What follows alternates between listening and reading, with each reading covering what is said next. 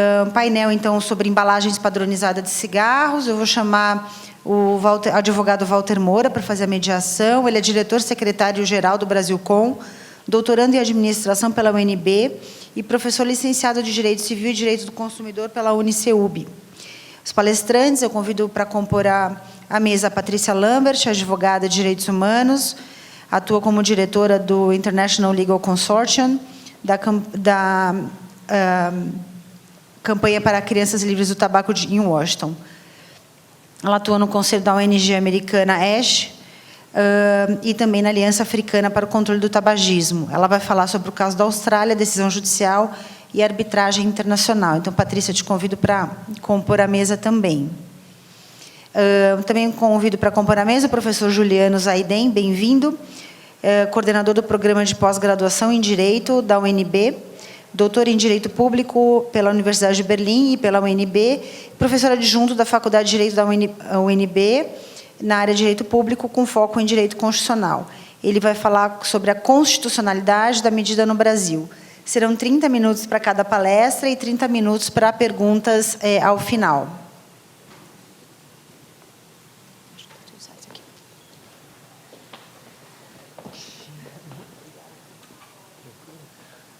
Esse é o...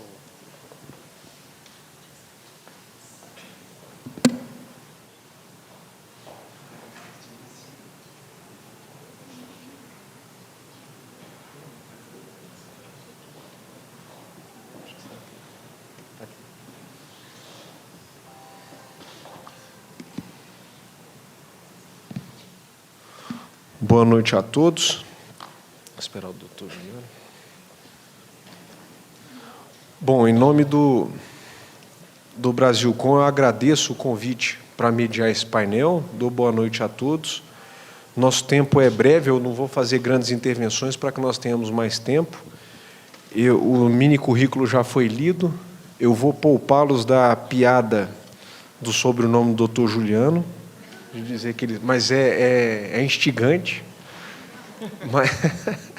Mas eu já tive aqui nesse auditório em que essas boas-vindas são convidativas. Esse tema é um tema que eu queria também, em nome do Brasilcom, parabenizar a iniciativa, principalmente, não só do evento, mas de fazê-lo aqui na UNB, e também, em especial, da transmissão online. Não sei se todos sabem, mas o evento está sendo transmitido online. Eu mesmo consegui assistir o professor Marcelo Neves e o painel subsequente online. Isso é um avanço aqui para os eventos da ACT. E, de antemão, eu já passo a palavra à nossa colega, agradecendo a vinda, para que faça uso do tema por 30 minutos. Depois devolvo para o doutor Juliano e farei brevíssimos debates em sequência. Se a senhora quiser falar do púlpito ou daqui, a senhora é quem decide.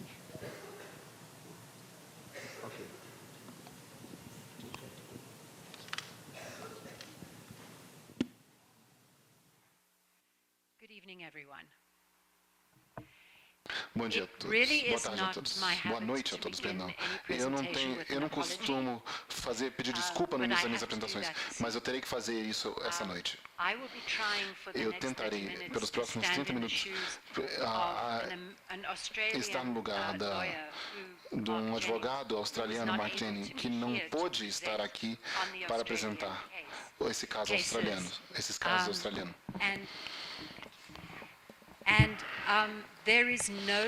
E não há nenhum substituto, como vocês bem sabem, para o conhecimento de especialistas. O conhecimento de especialistas que o Mark Jennings tem, eu simplesmente não tenho. A Adriana já discutiu isso comigo e eu pensei que eu poderia,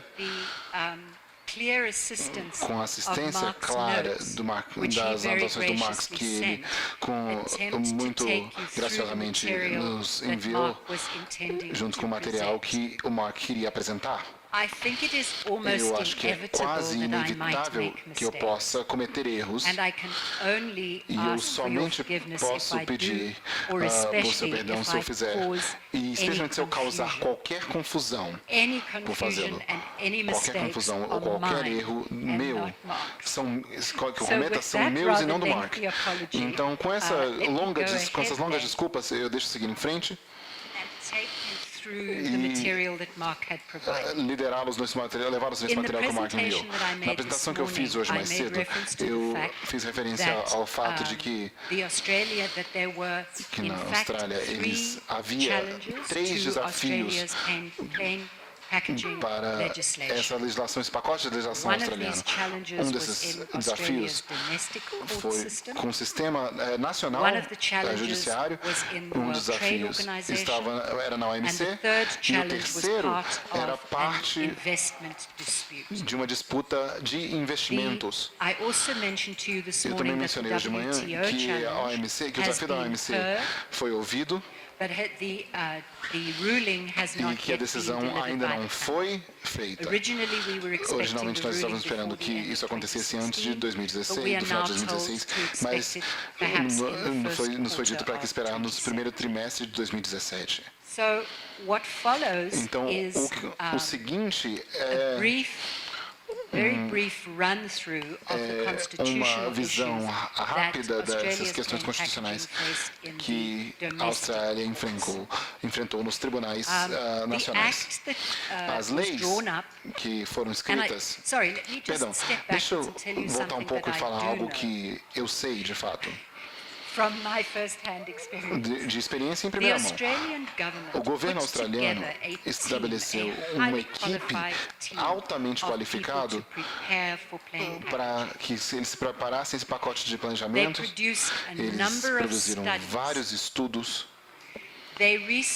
pesquisaram todos os ângulos que eles poderiam, pensando à frente das objeções que pudessem aparecer e das evidências que eles necessitariam para assegurar que esse pacote seja baseado em ciência segura e não simplesmente arbitrário. Esse time se reunia regularmente e eu acredito que o fato da Austrália ter esse tipo de essa embalagem padronizada, a Hungria, a Nova Zelândia terão também nos próximos meses. Eu não acredito que qualquer parte disso poderia ter acontecido se o primeiro país não tivesse sido a Austrália, com seu nível mais alto de preparação, de conscientização, de muitos anos de controle sólido de tabaco que foi provado para diminuiu de fato a taxa de consumo. Então, com esse pano de fundo, com esse pano de fundo completo, a Austrália estava de fato na posição de introduzir essa nova lei. Quando vocês veem que a lei entrou em vigor no 1º de setembro de 2011, isso é somente a ponta do iceberg. A preparação que foi feita, foi como eu disse, massiva, foi gigante. Quando a lei entrou em efeito, vários efeitos dessa lei foram atrasados para que houvesse um tempo razoável de tempo para que as mudanças pudessem ser feitas. É também interessante saber que a Austrália escreveu ambas a legislação e a regulação de maneira simultânea. Isso é importante para qualquer pessoa interessada em construções de legislação, porque geralmente no sistema das antigas colônias britânicas é que existe uma lei que é criada, um ato permissor, é como o esqueleto e a carne é colocada nesses ossos por meio de regulações. Geralmente são as práticas que a lei seja passada no parlamento e os ministros têm o direito de fazer essas regulamentações e fazem quando estiverem prontos. Nesse caso, ambas as leis e a regulamentação foi desenvolvida de maneira simultânea para assegurar que não havia nenhuma lacuna, nenhum buraco na legislação e nenhum erro cometido.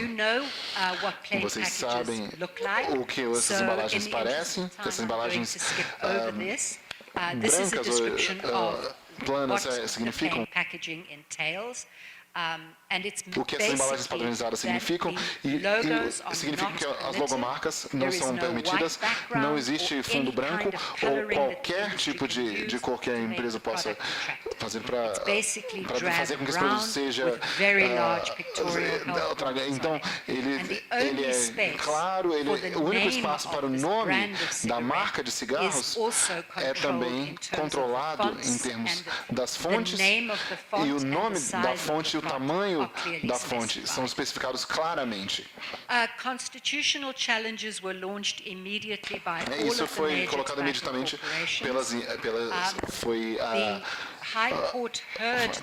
houve um apelo e a corte ouviu os desafios à medida que eles foram apresentados. E pela British American Tobacco, a Philip Morris e a Imperial Tobacco participaram também como interventores, mas a maior parte das evidências foram apresentadas pela JTI e pela BAT. Então, havia dois problemas principais. O primeiro tinha a ver com, se vocês lembram bem da minha apresentação hoje de manhã, há sempre a questão de a esfera executiva tem autoridade de passar uma lei, essa lei que estão passando, e neste caso foi pensado também nisso. Sob a seção inciso 31 do artigo 59, o Parlamento da Austrália pode legislar sobre problemas externos. E por que problemas externos, questões externas? Isso é aplicado quando a Austrália colocada, estabelece legislações domésticas, coloca previsões da lei que tem ramificações externas, internacionais. Então, nessa proteção legal. As empresas de tabaco não desafiaram isso. Na verdade, eles desafiaram a seção 51, o inciso 51 que lida com a aquisição de propriedade. E o resto da palestra de Marx foca nesse aspecto de aquisição de propriedade. O que isso significa? Então, em relação à legislação australiana, o Parlamento pode tirar propriedade de cidadãos e empresas privadas. Pensa nas ferrovias. As ferrovias nacionais estão pegando terrenos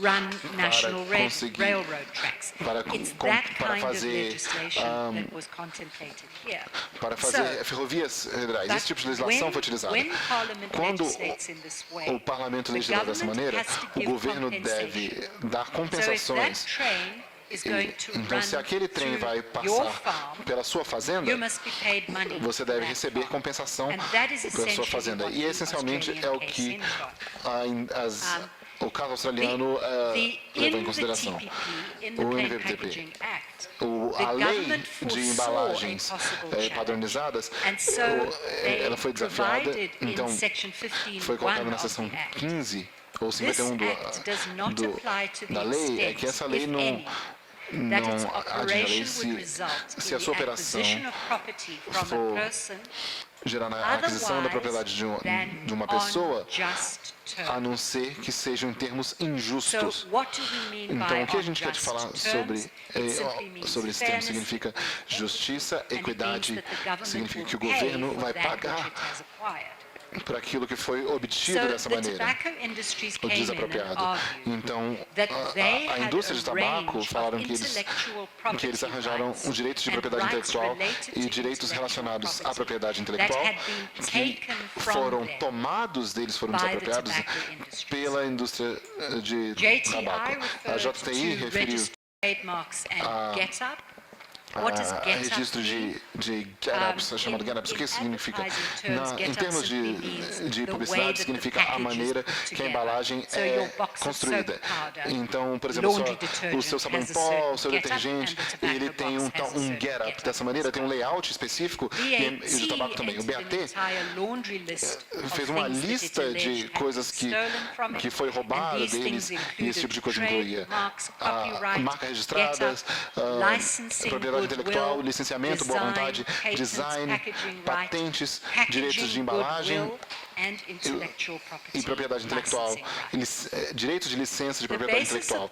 A base do argumento da indústria de tabaco foi que o que foi tomado deles, eles não foram compensados por isso. E eles disseram que, como a lei em si não provia compensação, a lei toda deveria ser interrompida porque o governo estava roubando das empresas. O Commonwealth disse que esses direitos da propriedade, os direitos de marca registrada que as empresas tinham, não eram direitos positivos que eles poderiam utilizar sob qualquer circunstância. E que, na verdade, esses direitos eram direitos negativos que as empresas de tabaco poderiam impedir que outras pessoas de usar as suas marcas registradas. Mas isso não nos deu o direito de usar essas marcas registradas sob quaisquer circunstâncias. E, baseado nisso, isso significou que o governo poderia regulamentar o uso dessas marcas sob algumas circunstâncias. Obviamente, se o que estivesse sendo feito fosse razoável e estivesse conectado a um bem de saúde pública, um bem público, nesse caso, um bem de saúde pública. E foi dito que nessas circunstâncias, então eles estavam pegando as propriedades, então as indústrias, o que eles tinham feito era inválido. Então, as cortes superiores e as suas respostas foram enormes. Havia um painel com 7 juízes e a votação foi de 6-1. E 6 juízes estavam convencidos de que o governo tinha agido de forma apropriada. A Corte Superior aceitou que os direitos de propriedade intelectual estavam dentro do escopo de propriedade na seção 5131 dessa lei. E aí eles disseram que, de fato, as empresas tinham o direito de excluir outras pessoas de usarem as suas marcas, mas eles não tinham direito algum de usar as marcas em todas as circunstâncias, independente de qualquer coisa. Então, a sentença virou para a definição da palavra aquisição. Então, as cortes descobriram que, de fato, a propriedade tinha sido comprada, mas que a propriedade não tinha sido comprada para beneficiar o governo de qualquer forma. E, portanto, o governo não devia nenhum dinheiro à indústria do tabaco pela remoção das marcas. Então, o ministro French concluiu que, e eu estou lendo isso, porque o Mark considerou que isso era importante. Não há expansão nos direitos, interesses ou benefícios resultantes da Commonwealth que correspondem a ou têm qualquer relação com as restrições impostas no uso da propriedade intelectual dos réus. Então, o fato que as restrições e proibições são impostas pelo TPP cria um espaço para a aplicação de exigências regulatórias da Commonwealth em relação ao conteúdo gráfico e textual dos pacotes de produtos de tabaco. E isso não constitui esse resultado. Então, o Mark também queria ressaltar de forma bem clara que há algumas lições nessa sentença para outros países. A Corte Superior e a sentença voltou para a interpretação da seção 5131 e principalmente na palavra, no significado do termo aquisição. As cláusulas constitucionais relacionadas a pegar a propriedade variam de país a país. Da mesma forma, a Corte Superior não deveria estabelecer os precedentes internacionais em relação aos pacotes de cigarros. E o que eu acho que eles queriam falar aqui é que no Brasil, por exemplo, o Brasil deveria considerar determinar essa legislação seus pacotes e deveria analisar a sua legislação própria para que eles possam fazer esse tipo de ação. E esse tipo de ação, esse tipo de vitória, talvez forneça coisas para refletirmos sobre aquilo. E, finalmente, também talvez haja cláusulas constitucionais que sejam relevantes em outros países que não tenham equivalentes em relação à Constituição australiana. Por exemplo, cláusulas que protegem a liberdade de expressão. Então, você ouviu outros palestrantes ao longo do dia de hoje que a liberdade de expressão é algo que é interpretado muito diferentemente de país a país. E há uma jurisprudência bastante sólida emergindo na região da América Latina, que a liberdade de expressão não pode necessariamente ser interpretada como liberdade de expressão comercial e tendo um uso geral completo. Então, o direito de informação sobre a saúde pode se sobrepor ou ser mais forte que a liberdade de expressão comercial. Então, agora eu chego à conclusão da apresentação do meu colega o Mark, e depois podemos ter perguntas no final. Espero que tenha sido capaz de responder algumas das suas dúvidas. Muito obrigada.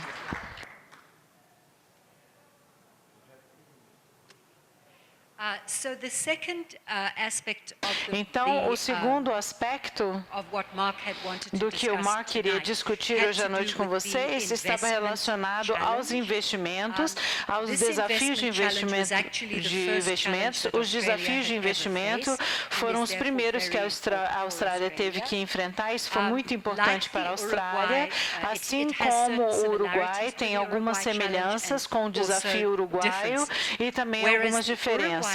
Aonde o desafio uruguaio, ele tem um processo de 2 passos, e o primeiro passo havia desafios de procedimento, e depois eles foram analisar os méritos da ação. E aí nós tivemos a jurisprudência sendo analisada. No caso australiano, o governo australiano ele teve objeções em relação a Philip Morris trazer essa ação, e eles tiveram uma bifurcação da audiência, ou teve uma audiência sobre os procedimentos e outra sobre os méritos. O painel de arbitragem insistiu que todos os documentos de méritos fossem submetidos ao painel pelas duas partes. Aí eles estudaram os documentos e chegaram à conclusão de que era um assunto muito complexo e que demandaria muito tempo para que eles pudessem adjudicar.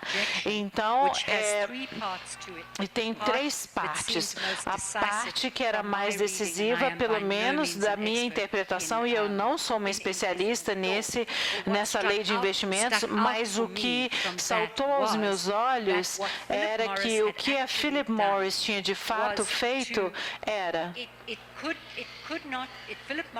Se a Philip Morris na Austrália fosse de propriedade da Philip Morris da Suíça e não houvesse um tratado bilateral, então entre a Suíça e a Austrália, entretanto, haveria um tratado bilateral entre a Austrália e Bangkok.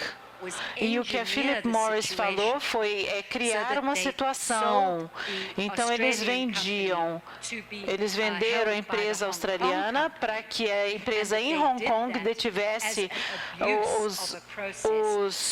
os direitos da empresa, e aí houve um abuso para que eles pudessem entrar com uma ação contra o governo australiano, através de Hong Kong, perdão, não é Bangkok, é Hong Kong. Então eu discuti isso de uma forma bem direta, e o Mark teria feito a apresentação dele de uma forma muito mais elegante do que eu fui capaz de fazer, peço perdão. Mas como uma ativista de litígio, foi a total manipulação da empresa de tabaco do governo e do nosso sistema judiciário. E o governo viu essa manipulação, e eles lutaram pelo governo australiano, e eles simplesmente ignoraram a ação, e não ouviram a ação. Obrigada. Bom, na verdade, eu acho que não há desculpas a serem pedidas para o auditório, porque, na verdade, a gente teve não uma substituição do Mark, mas a gente teve 2 palestras em uma só. Sua reprodução do tema foi maravilhosa e os acréscimos também, a forma didática pela qual foi colocado o tema, nós só não tem que pedir desculpa para ninguém aqui. A palestra foi maravilhosa. Eu vou passar de imediato ao doutor Juliano e depois eu farei alguns apontamentos para os fazer em conjunto. Então, o senhor tem um tempo de 30 minutos. Esse aqui. Alô. É melhor você pegar esse aqui. É bom. Alô? Opa, então está funcionando. Gente, primeiramente, boa noite. Eu vou tentar ser mais ou menos no tempo. E eu fico feliz de estar acontecendo aqui na UNB, especialmente aqui eu sou coordenador do programa de pós, então é interessante termos esse tipo de debate sendo trazido para cá. A gente está numa sequência de eventos internacionais, então e esse tema, logicamente, é muito importante. E eu acho que foi muito bom vir na sequência da Austrália. Eu acabei de vir da Austrália, eu estava há um mês atrás, mais ou menos uns 3 semanas, um mês atrás, eu estava na Austrália. E eu fui lá para um debate em direito comparado, constitucional comparado, que é a minha área. E uma das coisas mais interessantes que os australianos falavam quando eu estava lá era que, para eles, o direito constitucional é meio boring, né? Eles ficavam assim, meio enjoado, porque não acontece muita coisa, enfim, e é um pouco... Então, ensinar direito constitucional na Austrália, as pessoas falavam, olha, não acontece tanta coisa. E é muito interessante, quando a gente vai examinar a decisão da Austrália, que a fundamentação ela é muito diferente do que tem no Brasil, né? Ou seja, exatamente isso que eu havia dito, esse foco em propriedade intelectual é algo que não aparece no debate brasileiro, né? Então, a gente não trabalha com propriedade intelectual como um problema central. Pode até surgir como um problema central, mas, pelo menos, nas grandes questões, a questão da propriedade intelectual não tem sido, talvez, um dos principais tópicos, né? Então, é o seguinte, algumas coisas mais antenadas aqui com o Brasil, que eu acho que é para isso que eu vim falar, né? Tentar trabalhar um pouquinho com vocês essa temática.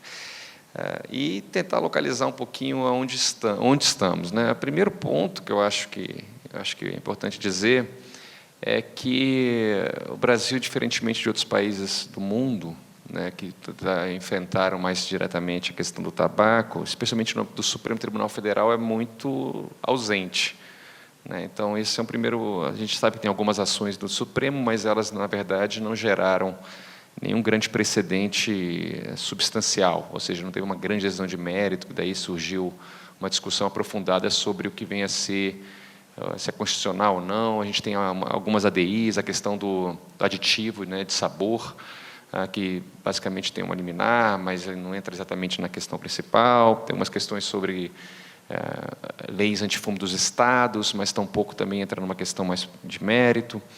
E, enfim, a gente não tem uma decisão de mérito, mas a decisão de mérito ela não entra exatamente numa questão essa questão do core mesmo, do debate sobre o tabaco, né? Estão me entendendo? Então, é o seguinte, eu só fiz uma coisa engraçada, que a gente fazendo esses apanhados no mundo, né, e é muito bacana também compreender o papel das cortes constitucionais no mundo, porque uma coisa também que é interessante sempre fazer quando a gente trabalha direito comparado é localizar a força das cortes, né, porque eu acho que isso é uma coisa que raramente a gente trabalha. Então, por exemplo, quando você vê a Colômbia tomando uma decisão mais forte, em cima da questão enfim, também da questão do tabaco, você entende um pouco mais o contexto desse tipo de debate. Quando você pega a Suprema Corte Americana, quando você pega a África do Sul, né, que são geralmente os países dentro da lógica do direito constitucional comparado, que a gente sempre vê decisões mais focadas em direitos sociais. Então, isso é também um elemento interessante para assim, verificar como isso avança no âmbito mais comparado e o papel das cortes constitucionais. Alguns casos são um pouco mais diferentes, por exemplo, o México, que tem uma tradição de corte constitucional relativamente fraca, tá?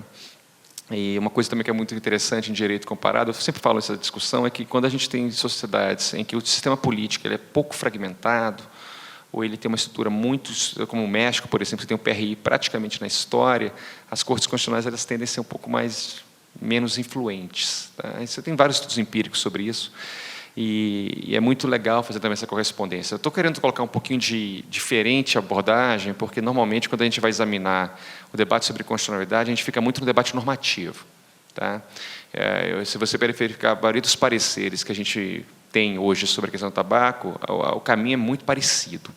Tá? Eu vou tentar fazer uma rota um pouquinho diferente, porque uma coisa que a gente aprende no direito comparado é que, por mais que o direito tente fazer e resolver a realidade, queira ou não, a política acaba dominando. E a gente tem que saber brincar um pouquinho com essas estratégias de forma um pouco mais inteligente. Sabe? Então, essa é o primeiro ponto. O segundo ponto que eu queria falar, então, quer dizer, essa questão do direito comparado, entender essas diferentes abordagens. Acho que foi muito importante trazer essa questão da Austrália, ou seja, essa questão da propriedade intelectual, como eu falei no início. Se a gente for fazendo um passeio nas decisões, por exemplo, na África do Sul, a abordagem já tem uma lógica também diferente entre a questão da saúde, já é uma característica mais típica de direito social. Né? Não entra num debate. Porque tem que saber o seguinte: a Austrália, o sistema constitucional deles, em particular, a questão de direitos fundamentais, é praticamente inexistente. Ou seja, você olhar na Constituição australiana, não é exatamente uma Constituição no sentido clássico. Né? Isso é uma coisa também importante. Então, a forma de fundamentação, como você vai ter na Austrália a respeito do caso do tabaco, você cair para a questão, especialmente da propriedade intelectual, decorre muito de um sistema em que, dentro do bojo da Constituição, trabalhar outras temáticas que normalmente a gente encontra no Brasil como claramente positivadas, fica mais difícil. Tá? Então, essa também é uma correlação importante, ou seja, essa importação diretamente de argumentações de outros países, naturalmente, tem que trabalhar dentro de uma lógica do que a gente tem feito dentro do nosso debate constitucional. Então, só para a gente tentar... Aí, enfim, se nós formos, por exemplo, também para a Colômbia, a Colômbia tem uma argumentação que ela é muito tipicamente parecida com o que a gente encontra aqui. Tá? E essa é uma coisa também que eu acho que o Pascolato falou isso um pouquinho. Né? Ou seja, existe uma lógica também de semelhança temporal entre as constituições e geográfica. Eu acho que esse é outro ponto também de direito comparado que é importante. Ou seja, um elemento que é muito visível nas semelhanças das constituições no mundo não é simplesmente se é common law, civil law, isso é, inclusive, um dos menores dos problemas. As maiores semelhanças que a gente vai ter em termos de aplicabilidade, efetividade de direitos ou não, estão muito mais relacionadas à questão geográfica e temporal, né? Mas especialmente geográfica. Você tem um estudo fascinante do Tom Ginsburg, do pessoal lá que chama Constitute Project nos Estados Unidos, na Universidade de Chicago, que eles pegaram todas as constituições praticamente do mundo nos últimos 60 anos, fizeram uma abordagem que a gente chama de Large N Analysis, que são aquelas pesquisas enormes com todas as constituições do mundo, e é muito interessante verificar como essa semelhança entre a geografia e a forma de abordagem que a gente vai ter nas Supremas Cortes, ela se dá. Tá? Então, esse também é um elemento também que eu estou trazendo para tentar complexificar um pouquinho isso. Agora, vamos tentar trabalhar mais diretamente a questão da constitucionalidade, que eu acho que esse é o problema central que eu estou aqui falando. Tá? Só para tentar vir para outro caminho. Bem, os principais argumentos todos nós conhecemos. Então, eu vou primeiro falar sobre o ponto de vista normativo, que é o que nós juristas sabemos fazer. Né? A gente tenta ser sempre para o normativo enfim, a gente tenta fazer isso bem. Né? O primeiro ponto que a gente conhece claramente é igualdade. Aí, esse é um caso hiper engraçado, eu acho esse argumento engraçadíssimo. A primeira vez que eu bati o olho, eu trabalhei muito na minha tese de doutorado, isso na Alemanha, é o caso do tabaco não é tabaco, é o caso da cannabis, melhor falando, na Alemanha, na Suprema Corte alemã, né, caso envolvendo maconha. E esse debate sobre igualdade apareceu muito fortemente dentro da decisão da Suprema Corte alemã, da Corte Constitucional alemã, falando que, na verdade, a cannabis, né, e aplicando o princípio da proporcionalidade, como todo bom alemão faz, né, dentro da lógica deles, é que você não pode restringir tão fortemente o uso de maconha, porque, enfim, esse argumento da igualdade aparece. Você poderia ir, por exemplo, no álcool e tudo mais. Né? E essa argumentação apareceu muito forte lá no contexto alemão. Eu lembro muito engraçado, um dos argumentos da corte alemã era exatamente o seguinte: existe uma diferença.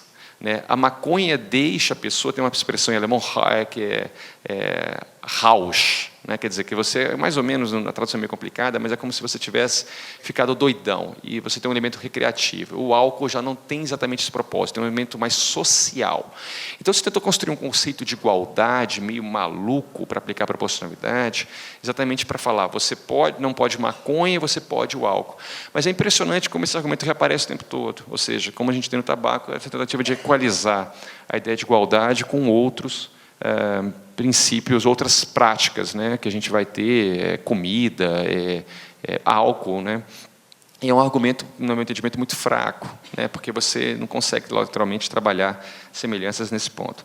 Livre iniciativa também é um argumento forte. Isso é um argumento muito forte aqui, né, porque isso está muito claro na Constituição, então a gente tem essa expressão, esse expresso, e esse é o argumento que aparece no Brasil, e, de forma geral, como se também não tivesse possibilidade de limitação. Direito do consumidor, liberdade de escolha, né? Ou seja, se você padroniza o produto, como no caso da embalagem, os consumidores vão perder a possibilidade de escolher, e, no final, você tem uma padronização, e o consumidor não vai saber exatamente o que está comprando, né? Isso, na verdade, isso geraria uma perda afetaria o direito do consumidor. E aí vem a coisa mais comum, que é o argumento que todo jurista gosta de fazer, que eu acho relativamente, igual ao Marcelo Neves, eu acho fraco, embora muito, muito, muito usado, que é o debate sobre proporcionalidade, né? Não que eu ache esse argumento ruim, eu acho que você pode usar muito bem. Eu acho, inclusive, que do ponto de vista estratégico para cortes constitucionais, vocês têm que usar. Tem uma coisa entre o que eu acho correto e o que eu acho que é estratégico. Estrategicamente, eu acho que é muito importante. Tá? Então, do ponto de vista desse argumento, porque é um argumento que os juízes entendem, ou pelo menos fazem que entendem, né? Que é esse argumento da proporcionalidade, que eu acho extremamente complicado, exatamente porque aí exatamente como foi suscitado aqui agora há pouco, que é essa discussão, se isso não vai cair numa discricionalidade, e o que a gente observa nas decisões, do ponto de vista comparado no mundo, é que quando o princípio da proporcionalidade é utilizado, ele cai para qualquer sentido. Você pode claramente balancear num sentido de um positivo para a indústria do tabaco ou no sentido positivo para o consumidor. Não há uma grande, uma afirmação mais concreta do que como você poderia resolver essa questão. E é muito bacana também verificar como a indústria do tabaco utiliza esse argumento deturpando até as premissas teóricas. Eu peguei para examinar um pouquinho mais concretamente o parecer do Virgílio, que é um especialista em proporcionalidade. Então, ele estudou lá com a Alexi, na Alexa, na Alemanha, tem todo esse passado, e acredita, porque como um bom alexiano, ele acredita piamente na proporcionalidade. Eu estava com ele semana passada, a gente estava aqui no evento, e eu estava com ele e o Carlos Bernal Pulido, que é um colombiano, professor na Austrália também, na Macquarie University, e eu estava com os dois e falando exatamente isso. Olha, vocês acreditam demais na proporcionalidade. Eu acho que vocês têm que parar com esse discurso de racionalidade, que eu acho que isso é muito complicado. E, na verdade, é isso. Mas o engraçado é que uma coisa que é interessante no Virgílio, que, apesar de acreditar muito piamente no debate sobre proporcionalidade, ele é muito sério. Então, ele tem uma observação sobre esse princípio que contrasta com a prática judicial brasileira. E aí a gente tem uma coisa que é muito importante fazer um parênteses aqui no Brasil, em particular, e eu acho que isso vale como estratégia do debate argumentativo sobre a constitucionalidade da questão do tabaco, é que uma coisa é como a gente trabalha, ou como você vai ler lá no Alex, ou outros autores que vão trabalhar com proporcionalidade, que tiveram essa difusão no mundo tão substancialmente, e outra coisa mais concreta é, de fato, como os tribunais usam o princípio. Tá? Então, duas coisas que são muito importantes, e eu acho que nesse ponto pode parecer um pouco de preciosismo, mas, especialmente o Virgílio, ele é muito cauteloso nisso, ou seja, os tribunais eles utilizam a proporcionalidade muito mal. Os advogados utilizam a proporcionalidade de forma muito ruim, muito mal. Ou seja, não sabem, pelo menos do ponto de vista conceitual, como é trabalhado, se essa fonte Alexa é maior, não sei, eu tenho meus problemas com ela, mas pelo menos existe uma certa compreensão conceitual importante. E é muito bacana perceber, e essa é, por exemplo, uma crítica que o Virgílio faz em relação ao pareceres, especialmente do Canutilho Machado, como dos subprincípios ou máximas da proporcionalidade utilizada nesses pareceres, ela é conceitualmente deturpada para fins do tabaco. Tá? Então, isso é uma coisa também interessante, por exemplo, que ele fala na questão da necessidade, que é um elemento importante para essa teoria, que é você só pode restringir um direito na medida em que você encontra uma solução alternativa igualmente eficaz e menos danosa para o direito individual. O argumento que a indústria do tabaco, a partir desses pareceres, faz é que você só tem aquela medida, ou seja, só pode adotar a restrição se aquela for a única medida, e se for uma medida indispensável. Ou seja, você coloca como se fosse a única possível. Então, você coloca a situação da proporcionalidade numa dimensão muito mais restritiva do que normalmente é aplicada.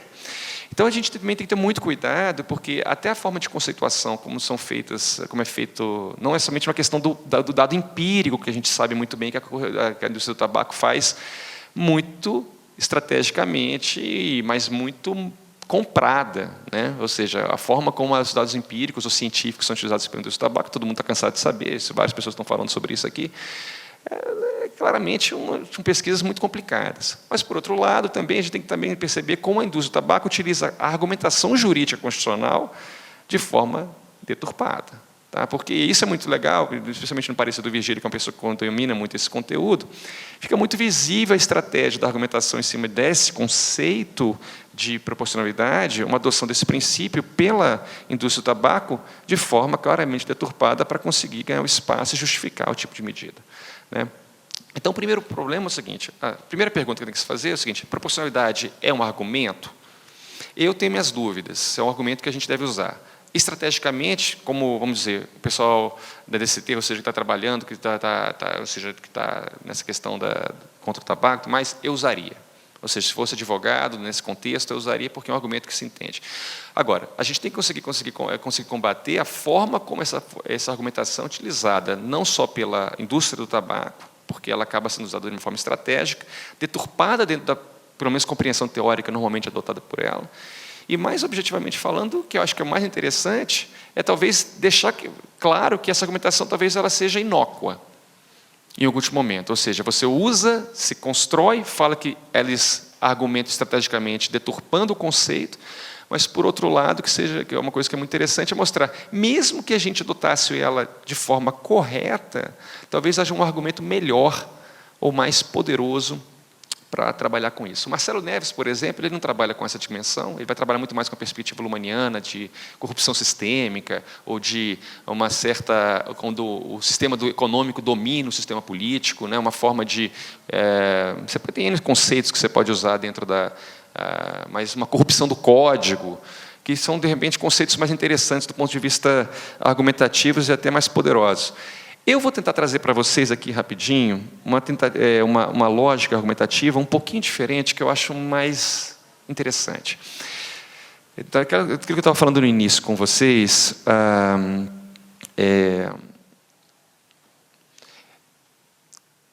a gente trabalhando muito com esse debate normativo, proporcionalidade e tudo mais, isso que a gente sabe fazer, né?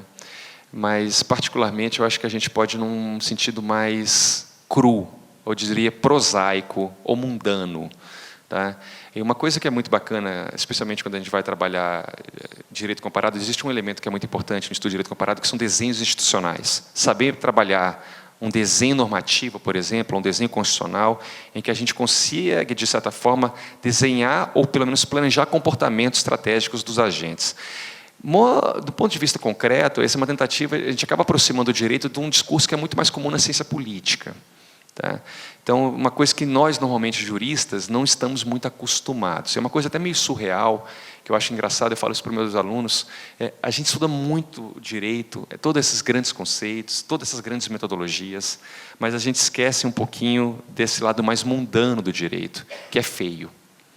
Né? E a gente também precisa trabalhar isso melhor, e saber jogar melhor em cima disso, porque talvez esse seja um argumento interessante para jogar com o direito. Então, brincar um pouquinho com a normativa, mas colocar um pouquinho dessas estratégias por debaixo do pano, que, na verdade, no final das contas, acaba sendo mais determinantes, em alguns casos, do que a própria discussão conceitual jurídica. E aí vem um argumento mais importante que eu acho que a indústria do tabaco utiliza e que é o mais difícil em alguns casos, né? O Marcelo chama proporcionalidade de argumento coringa. O Virgílio chama um outro conceito de coringa que é paternalismo, né? Que esse é o conceito mais utilizado porque ele vai tocar na questão da liberdade de expressão, que na minha opinião é o argumento mais forte. Tá? É o argumento mais, liberdade no sentido da expressão, não, liberdade no sentido lato. É o argumento mais forte da indústria do tabaco, é o argumento mais difícil de bater, e ele é um argumento que, quando a gente vai de país para país, a gente tem conceituações e limitações desse conceito de liberdade que é muito diferente, né? É aquilo que a gente fala, por exemplo, você vai na Alemanha, você vai nos Estados Unidos, você vai na Austrália, você vai no Brasil. O conceito de liberdade ele é muito manejável de formas diferentes. Então, a gente tem que ter um pouco de cuidado com isso. Mas aqui que a estratégia talvez seja mais interessante. E, em cima do conceito de liberdade de expressão, vem esse argumento que, para o Virgílio, é coringa, para o Marcelo, cai na questão um pouco da proporcionalidade também ligada a isso, mas que é a ideia do paternalismo, né? E o que significaria isso, né? Ou seja, você ter o Estado adotando uma perspectiva paternalista, os pareceres que a gente viu da indústria do tabaco na questão dos aditivos, mas que se aplicam aqui de alguma forma, porque esse é um elemento também importante, ele vai trabalhar essa ideia de que você, ao adotar medidas restritivas da indústria do tabaco, isso vai gerar um impacto profundo na liberdade dos consumidores de fazer escolhas certas. Qual o grande problema do debate sobre paternalismo que normalmente a gente tem e que a gente esquece de trabalhar e que eu acho que é uma coisa bacana de se usar? E aí também, por exemplo, outra palavra forte, enfatizadora, que é também um argumento interessante que aparece nos pareceres. Primeiro ponto que eu acho que um ponto que eu queria trabalhar aqui com vocês é o seguinte: o argumento de liberdade, de modo geral, ou de paternalismo que a indústria do tabaco utiliza, em todos os textos que eu li e algumas decisões que eu peguei, eu não vi nenhum trabalhando exatamente esse ponto. Então, talvez, eu não sei se eu estou querendo trazer uma coisa nova ou se eu estou repetindo, mas só para, pelo menos no universo que eu estou mais ou menos conhecimento, eu acho que está faltando esse pontinho ser trabalhado um pouco melhor. Quando eu vou trabalhar constitucionalidade, ou um conceito de liberdade, normalmente, especialmente quando a gente foca muito no debate normativo e vai para a proporcionalidade e outras técnicas, a gente parece acreditar num conceito de racionalidade muito forte. Então, quer dizer, e essa é uma das premissas, inclusive, do debate sobre proporcionalidade, essa conexão íntima com o debate sobre racionalidade, que é um conceito hiper difícil, complicado, eu não vou entrar nesse debate aqui, questão profundamente, não faz o menor sentido, mas a ideia é o seguinte: geralmente, a gente assume de antemão que os indivíduos têm a capacidade de escolha, de alguma forma, lógico que questão de criança isso não é um ponto, mas que os indivíduos são indivíduos racionais, que têm, sei lá, capacidade de escolha, vão fazer boas decisões ou más decisões, mas eles têm a possibilidade de fazê-la. E uma coisa que é interessante, que eu gosto pra caramba na análise sobre liberdade, é não tentar trabalhar com essa dimensão mais neoclássica sobre a ideia de racionalidade para uma ação. Tem hoje uma doutrina, um pensamento do ponto de vista das ações estratégicas dos indivíduos, que eu acho que vale a pena trabalhar, e que já ganhou, inclusive, prêmios, Nobel, sei lá, mas que é exatamente a ideia de trabalhar com um pouco de behavior economics, jogar um pouquinho desse debate dentro do debate constitucional. Não ficar só nessa questão normativa, proporcionalidade, o que eu acho meio blasé. Eu estou meio cansado desse discurso. Tentar trabalhar um pouquinho mais, sabendo o seguinte: os indivíduos são estratégicos, eles vão fazer escolhas pensando em interesses. Eu sei que isso é um pouco também muito teoria dos jogos, né? Às vezes isso tem várias críticas a respeito disso, mas é interessante porque a gente sai um pouquinho desse mundo muito fechadinho dos juristas, né? Imaginar o seguinte: o primeiro ponto que eu acho que é problemático. Primeiro, quando a gente fala do debate sobre paternalismo, tem três pontos que são falsos quando a gente começa a trabalhar o debate sobre behavior economics aplicado ao direito constitucional, que acho que vale a pena trabalhar. Tem dois autores no direito que eu gosto muito, né? O primeiro enfim, a gente tem o Richard Thaler, né, e o Sunstein, que eles desenvolvem exatamente, eles têm um livrinho que chama Nudge Improving Decisions About Health, Wealth and Happiness, que é um livro muito simplesinho, parece um pouco um livro de autoajuda, mas é que eles estão exatamente estabelecendo algumas premissas importantes sobre como regular mercados ou regular ações. tá? Que a gente normalmente trabalha a forma regulatória de uma lógica, às vezes, um pouco, talvez até ingênua, né? Acreditando que os indivíduos têm a liberdade de escolha, que tem... Mas, ao mesmo tempo, por outro lado, quando a gente quer restringir a liberdade de escolha, o argumento que vem é paternalismo. Então, a gente cai num mundo maniqueísta em que ou você tem liberdade de escolha, ou você tem paternalismo do outro lado. E aí você fica no universo que fica uma briga normativa nas decisões judiciais, nas petições, entre paternalismo e liberdade de expressão, querendo balancear os dois mundos. E aí fica numa discussão proporcionalidade, você não sabe exatamente o que vai dar, cada juiz decide de um jeito, acha que um é mais forte do que o outro, um tem um peso mais forte do que o outro, e no final das contas você não resolveu, você caiu num discurso meio estranho, né? E o legal dessa questão do Behavior Economics é que ela vai jogar exatamente uma outra lógica sobre esses dois mundos, de um lado a liberdade de expressão, né? Do outro lado a ideia de paternalismo, nenhum nem outro, né? Então, né, olha só, primeiro, as falhas que essa perspectiva trabalha sobre o conceito de paternalismo. A primeira é imaginar que paternalismo é coercitivo. Ou seja, que naturalmente, quer dizer, você, por ser paternalista, vai ter... você naturalmente vai implicar uma decisão, ou seja, que você, pelo determinar uma questão regulatória, necessariamente você vai exigir um comportamento. Essa é uma primeira falácia do discurso paternalista, não necessariamente isso, ou seja, essa associação é quase imediata de que, por ser uma decisão regulatória, você é paternalista e aquele comportamento vai ser exigido. Isso não acontece, porque o direito não tem essa potencialidade toda, essa capacidade de falar, você faz isso. É que nem você falar, direito, você entra com uma ação de paternidade e fala, juiz, eu quero que meu filho me ame. Isso não acontece, tá? Ou seja, é uma crença muito forte no direito, imaginar que o direito vai produzir o amor. E a mesma forma que o direito vai claramente determinar o seu comportamento, porque a gente age, pode ser contra o direito, mas a gente vai agir. O direito é simplesmente uma expectativa contrafática, não tem poder tamanho de falar assim, você vai agir de tal forma. Então, esse é o primeiro ponto. O segundo ponto é de que o paternalismo ele é evitável, né? A gente pode imaginar o seguinte, ou seja, o paternalismo ele acontece de uma forma ou de outra, né? Independente se você tem uma questão regulatória ou outra, uma questão às vezes até de degrau sobre isso.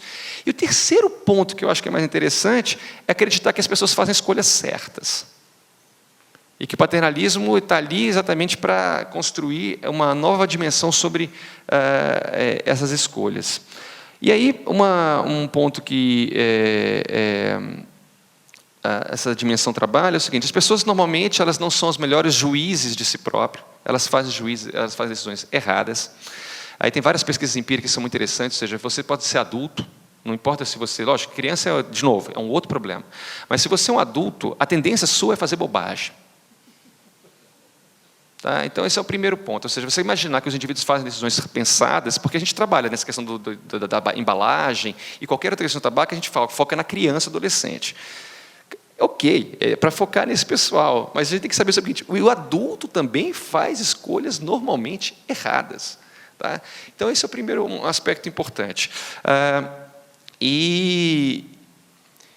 Enfim, e que outro lado, uma coisa que é importante, as instituições, por outro lado, elas têm que fazer medidas que vão, de certa forma, empurrar os indivíduos a fazer escolhas melhores. Então, são dois balanços que são interessantes. O que esse pessoal do Behavior Economics pode trazer para nós do Constitucional? Né? Eles atacam dois princípios que a gente chama muito forte dentro das ações estratégicas. Primeiro, que a gente chama de Harm Principle, ou seja, um princípio do dano, alguma coisa assim, quer dizer. E o outro que a gente chama de Epistemic Principle, o princípio epistêmico. O primeiro fala o seguinte, que as pessoas, que a indústria do tabaco e qualquer das pessoas que defendem a liberdade, a ideia é o seguinte, então deixa a pessoa errar, por mais que ela vai fazer bobagem, deixa ela errar. Né? Que isso é uma coisa importante também, a pessoa errar. Né? Isso faz parte da liberdade, é pedagógica, ela erra e com os erros ela vai aprendendo. O segundo ponto, que é o princípio epistêmico, é que pensar que os sujeitos são racionais e que eles vão fazer decisões corretas. Né? E como eu falei para vocês, isso não acontece na prática.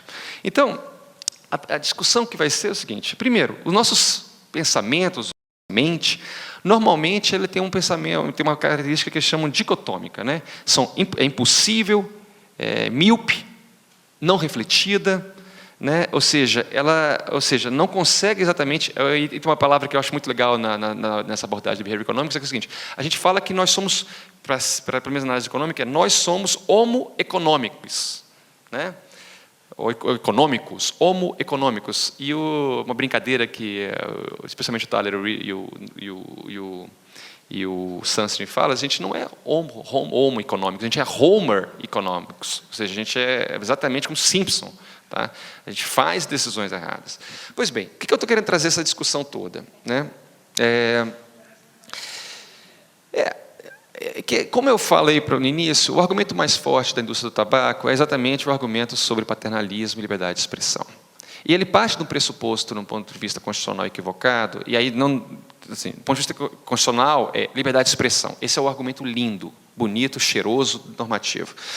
Paternalismo é o conceito que decorre desse argumento normativo bonito, que é a ideia de liberdade de expressão.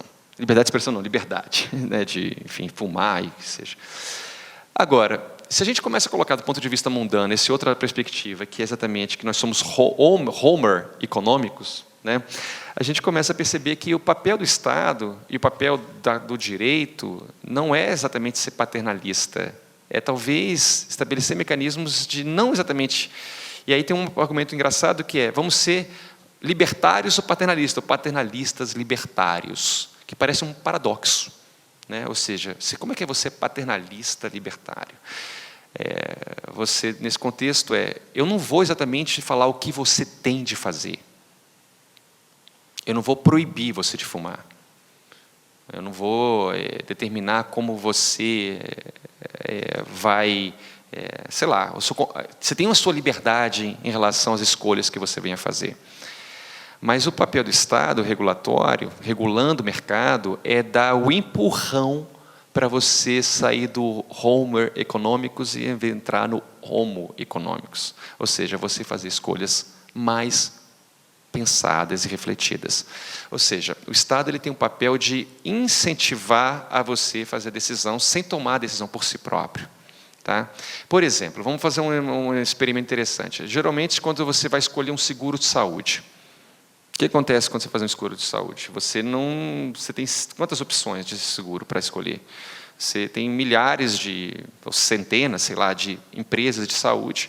Você não tem capacidade porque você é leigo, ou você não tem saco mesmo de ler as cláusulas contratuais daquele elemento.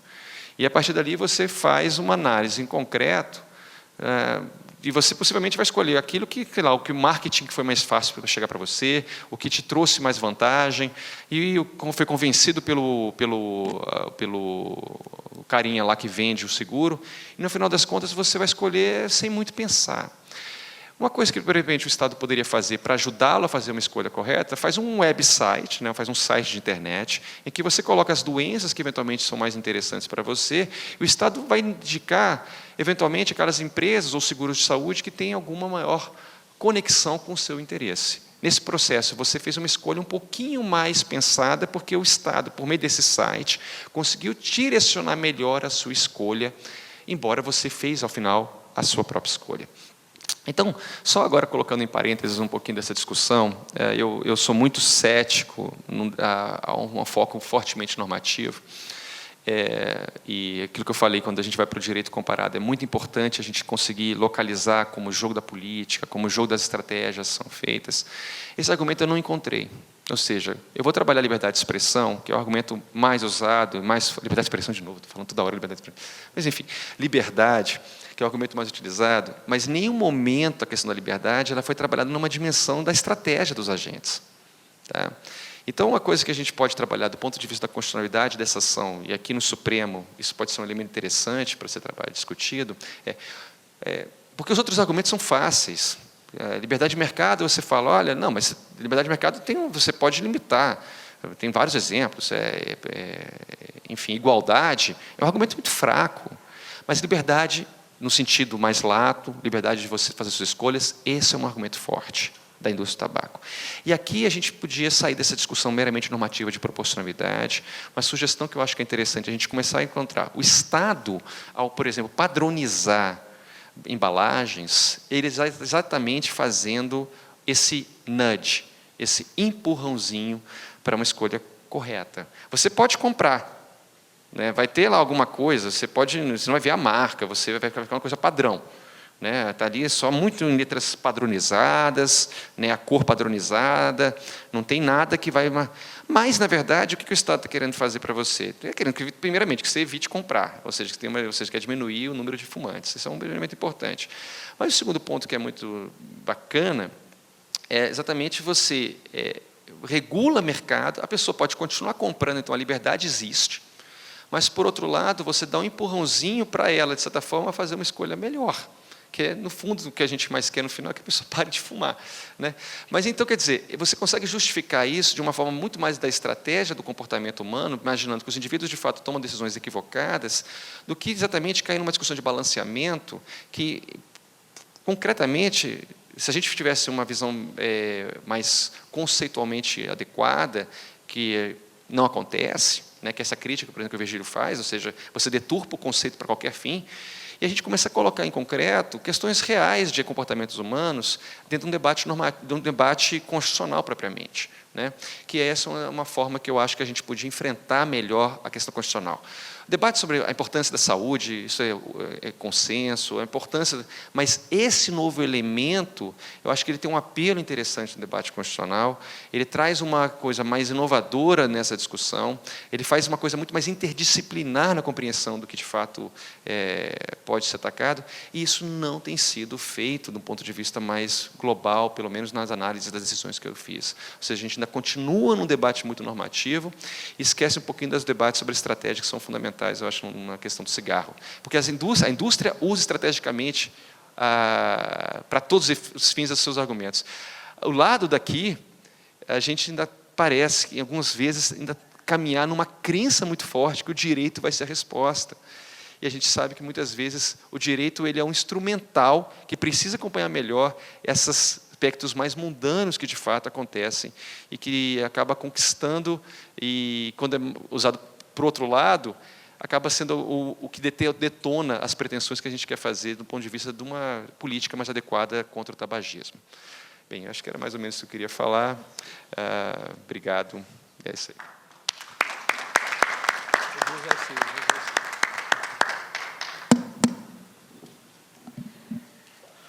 Bom, agora eu vou passar a parte dos breves comentários para depois abrir para a parte mais importante de debate. Vou apenas instigar aqui, primeiro, a fala da Patrícia e depois a fala do Dr. Juliano. Em relação à fala dupla, a dupla palestra da Patrícia,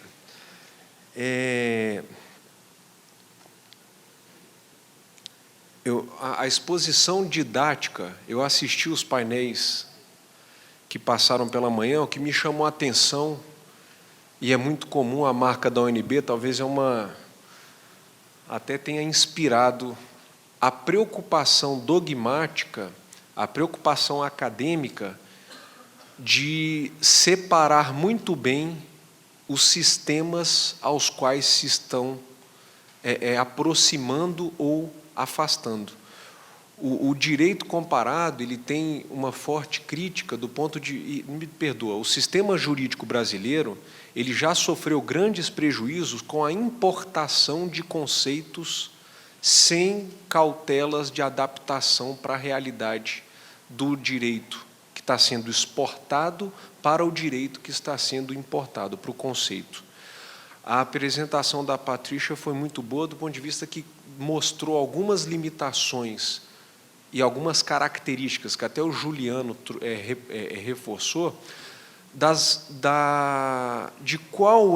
em qual circunstância a corte australiana decidiu daquela forma, em qual circunstância foi debatida e apresentada aquela questão da propriedade intelectual. Isso é muito importante para que nós não saiamos repetindo pura e simplesmente a decisão ou a legislação australiana de embalagem sem esses cuidados de adaptação. Isso, do ponto de vista acadêmico, já é um problema, talvez, de adequação de trabalhos, mas, do ponto de vista prático e político, o Brasil já importou muito lixo legislativo e já transformou em lixo o que não teve o cuidado. E lixo do ponto de vista não só da inflação legislativa, lixo do ponto de vista de não ter resultado nenhum, de ser apenas mais uma lei.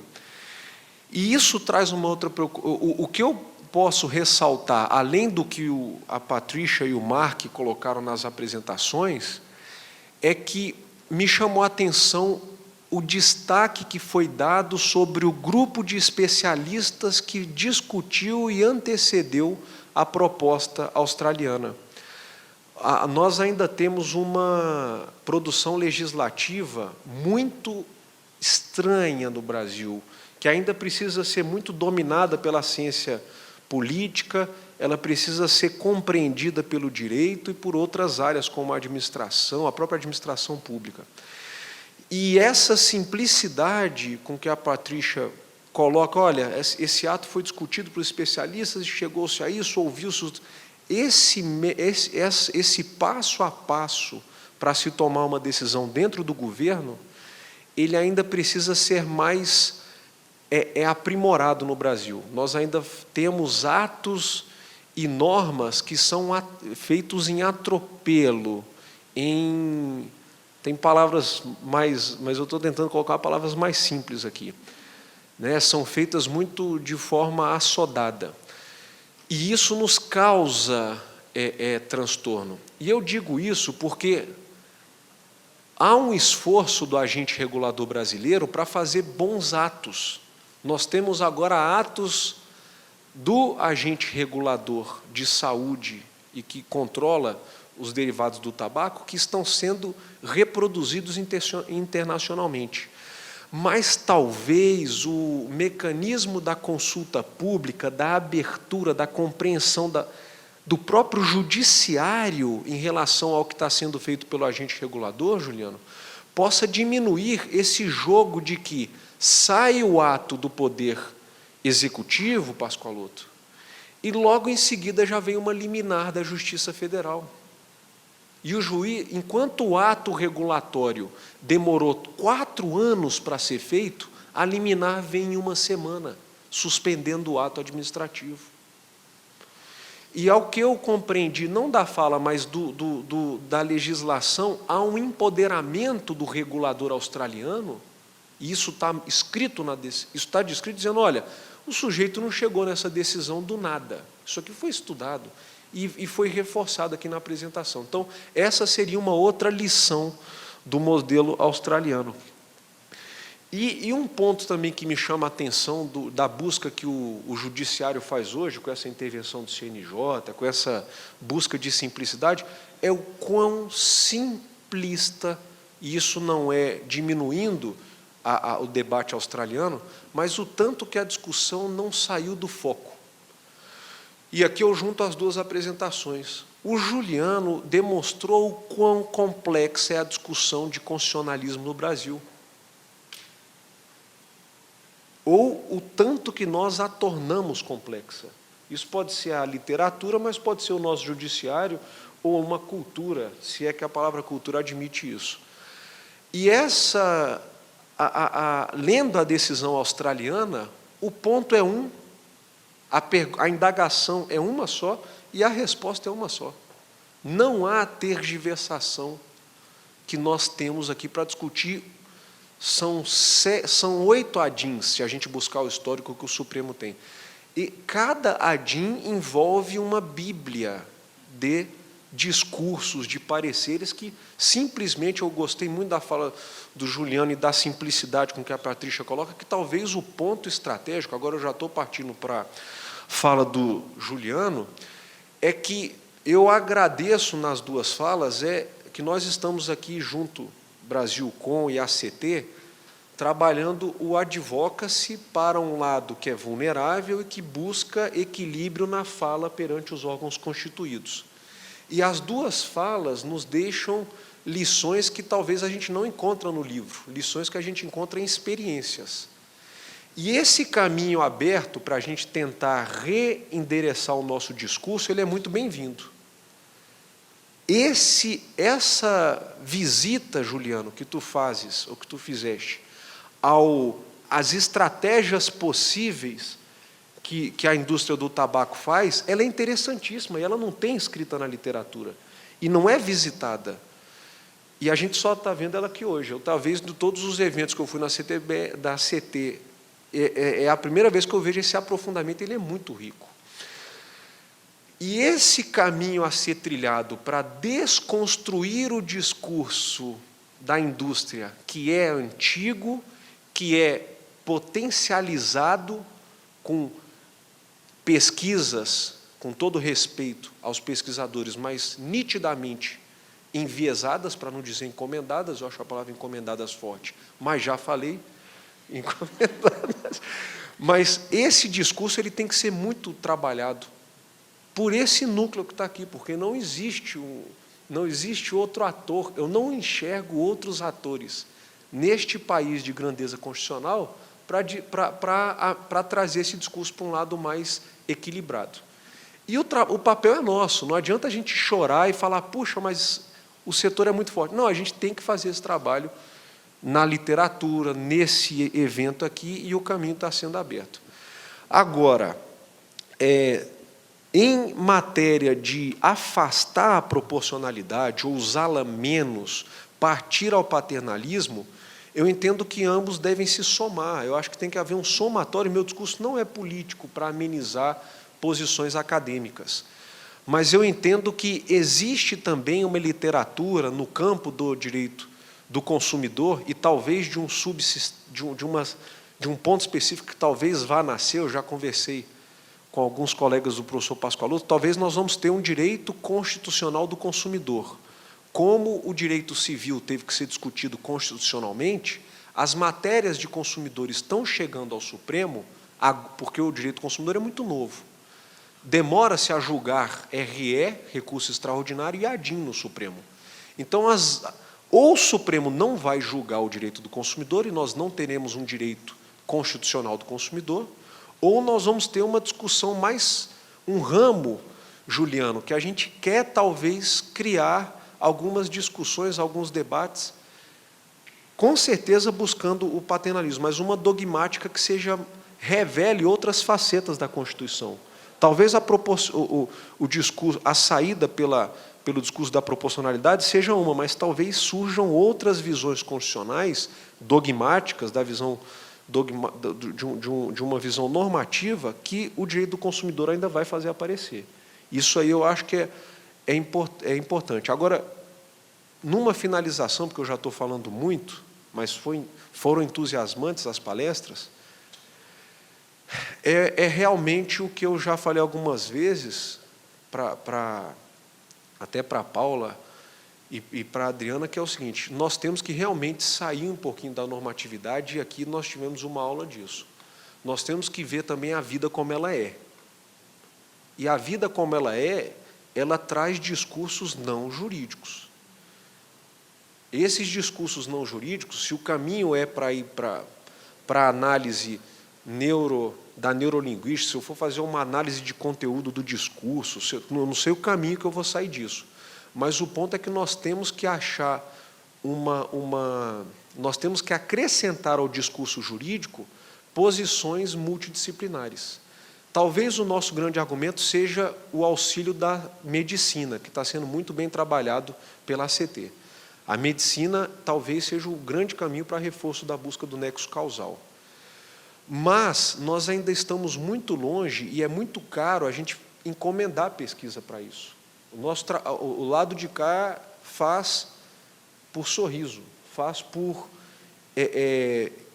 ideais, por questões acadêmicas e com recursos de suporte que são escassos. Mas eu acho que com criatividade e com essas aberturas que tem, o nosso dever de casa é a gente voltar e reenxergar o mesmo fenômeno da falta do nexo causal para a responsabilidade, reenxergar os limites para a limitação, os limites impostos para a embalagem, e buscar caminhos mais simples. Se for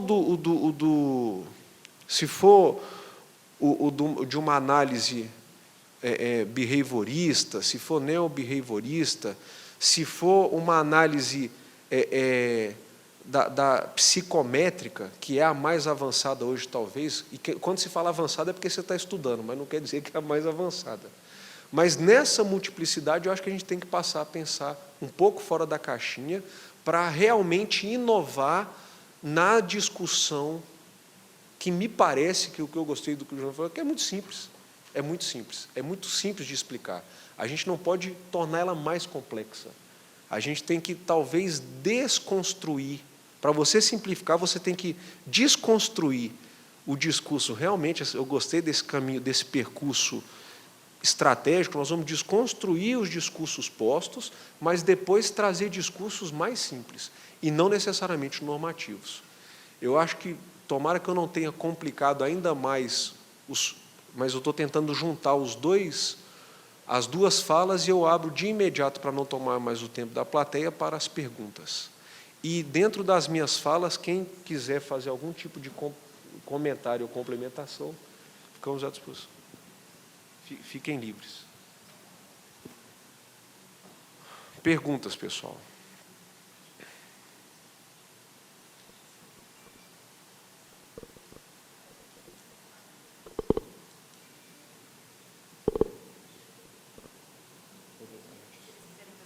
Eu vou passar, com certeza. Então tá. Patrícia.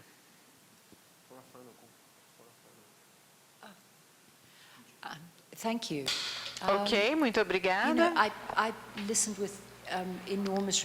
Eu ouvi as apresentações com muito respeito, não apenas nessa sessão, mas nas outras sessões, e eu acho que eu tenho uma ideia crescente de quão complexas as coisas são no Brasil.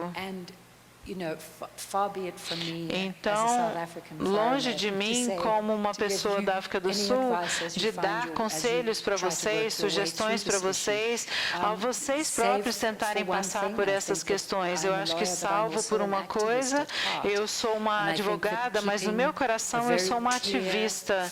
E eu acho que vocês devem manter um foco claro no que vocês querem alcançar e encontrar a melhor forma de vocês atingirem isso no sistema judiciário, sem permitir que o sistema judiciário ele quebre o galho, ele entorte o galho, tanto que possa quebrar esse galho. Então, vocês têm esse pensamento lógico, vai te ajudar a todos vocês a chegarem a uma solução. Então, muito obrigada por uma noite tão produtiva. Só para deixar claro, que essa outra forma de entender o mundo do tabaco e como, enfim, é engraçada, porque é uma coisa que a gente aqui no direito, enfim, eu sou professor de direito constitucional comparado, então isso traz uma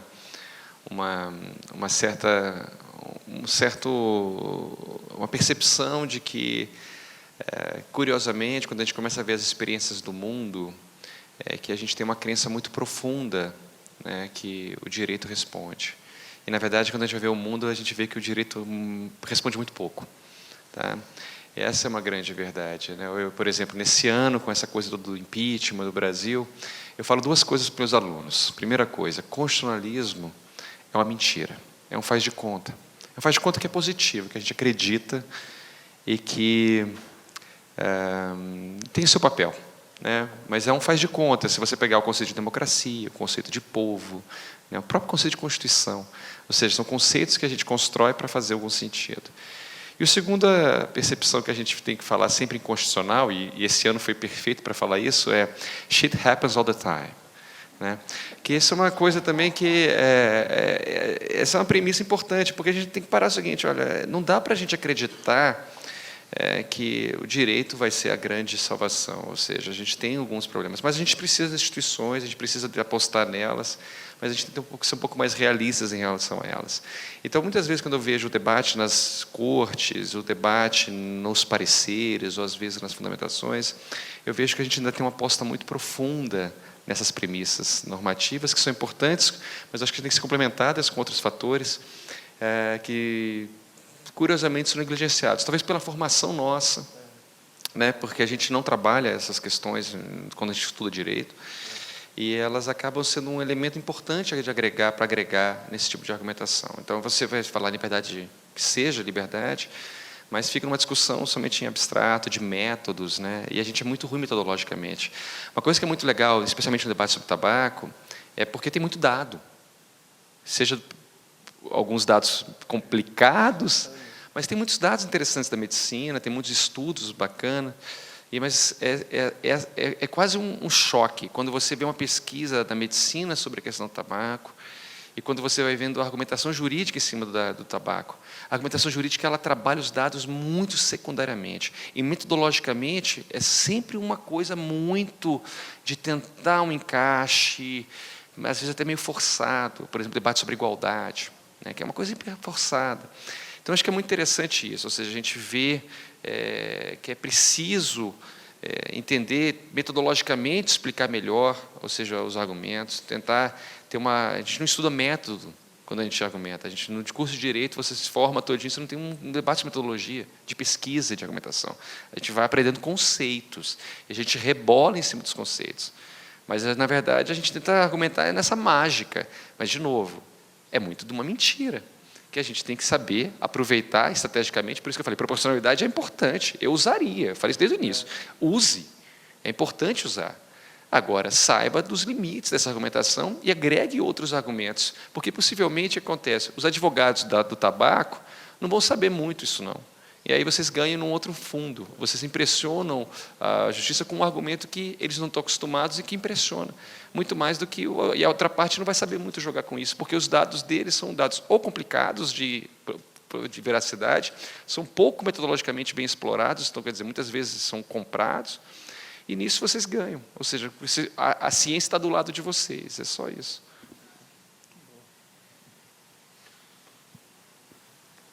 Bom, só fazer um breve encerramento. Acho que o foco do painel foi atendido, e deixar agora formalidades de lado. O Homer Simpson é um grande inspirador para grandes teorias, mas nunca vi nenhum episódio dele que ele fumasse assim reiteradamente. Mas do ponto de vista, eu queria só deixar um agradecimento aqui em nome do Brasilcom e deixar para os palestrantes o pedido de renovar, talvez, reuniões, tá? Não necessariamente eventos, para que a gente possa discutir mais aprofundadamente quais são nossas estratégias e onde elas podem ser melhoradas. Eu queria deixar esse lembrete para os dois palestrantes. Tá? Repassar para nós. Obrigada. Bom, agradecer muito, Walter, Juliano, Patrícia, desculpa. Patrícia, eu queria, na verdade, me desculpar, porque na hora que eu te apresentei, eu não expliquei que o palestrante, o Mark Jennings, ele não viria, e você gentilmente concordou em fazer uma apresentação de última hora. O Mark Jennings teve um imprevisto aí de saúde na família, e a Patrícia gentilmente se dispôs a fazer a apresentação de última hora. Então, eu queria agradecer muito pela disponibilidade em fazer a apresentação, e foi brilhante, muito obrigada.